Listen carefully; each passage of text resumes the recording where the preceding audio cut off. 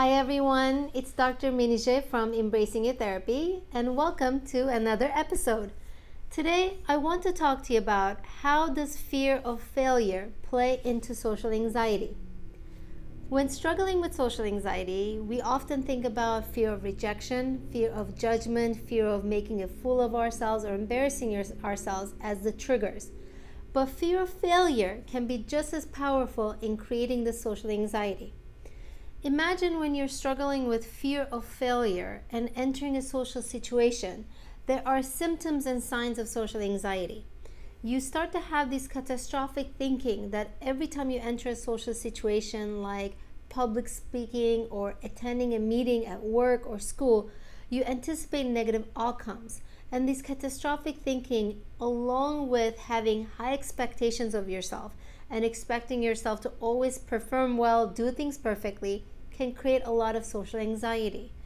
With these high expectations of yourself, you may also have very low tolerance to mistakes. And if you struggle with people pleasing and seeking external validation, these can all work with your fear of failure to cause a lot of social anxiety. So if these are things that resonates with you and you think that behind your social anxiety lies fear of failure, I want to talk to you about 3 things you can do to help manage that social anxiety and quiet down that fear of failure.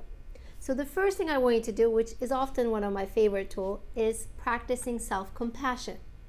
Struggling with fears and anxieties in social situations are already very heavy, very difficult, and the last thing we need is being our own worst enemy, being our own inner critic. So I really want you to start this by practicing self-compassion. And self-compassion is having that understanding, empathetic, kind internal dialogue. It can start with validating how you're feeling. It's okay to have anxiety. It's okay to be nervous. It's okay to have these fears. Self-compassion is also watching our thoughts. It's that mindfulness practice of noticing the thoughts you're having, that catastrophic thoughts that, think and calculate the worst outcome. Noticing those thoughts and allowing them to be there without believing in them. So self-compassion is those practices. The second thing I want you to do when you feel like the fear of failure plays into your social anxiety is more of a cognitive practice, and that's through redefining what success and failure means to you. As working with a lot of social anxiety, perfectionism, we notice that people add too much value, too much self-worth, wrap their self-worth around outcomes turning out perfectly.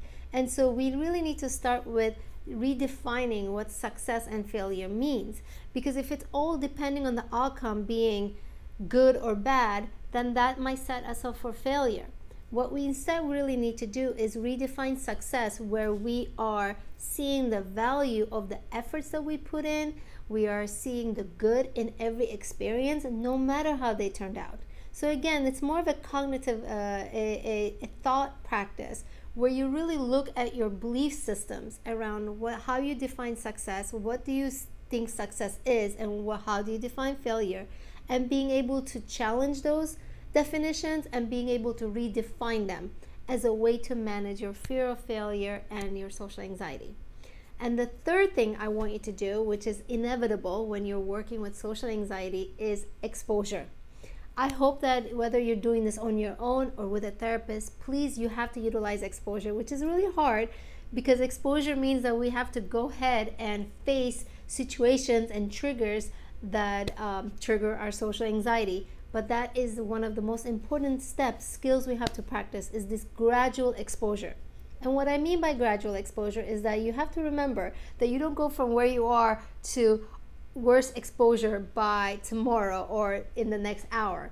You kind of put them on a hierarchy from least anxiety provoking situation to the most anxiety, and you want to gradually expose yourself to each of these situations. So for an example, if you have a fear of failure, fear of getting it wrong, fear of making a mistake at a meeting at work, you can start by asking a question that is very short, like maybe a yes or no question, that once you ask it, somebody's going to say yes or no and they're going to move on. So again, you can start with something very short, either like number of words in the question, like you can ask a 5-word question that the answer is yes or no, and you can ask it at the end of the meeting. So as soon as the meeting, like you ask the question and somebody answers it, meeting is over. So again, that might be the least anxiety provoking exposure. Then the next step will be asking a longer question that requires somebody to respond in sentences with explanation, and ask it at the middle of the meeting so that you can sit with that discomfort for the rest of that, let's say it was an hour meeting, for another 30 minutes. So as you can see, we want to expose ourselves to things that trigger our social anxiety, things that trigger our fear of failure, but we're allowed to do that gradually.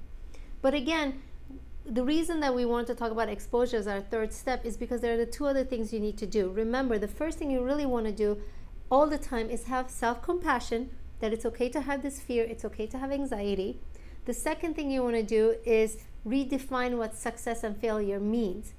And then you want to take those 2 steps, those 2 coping skills, into your third one, which is to do your exposure and go ahead and face things that bring up your social anxiety, and ultimately be okay with making some mistakes. And you want to sometimes get things wrong, because exposures are about not things being perfectly, but practicing things not being so perfect.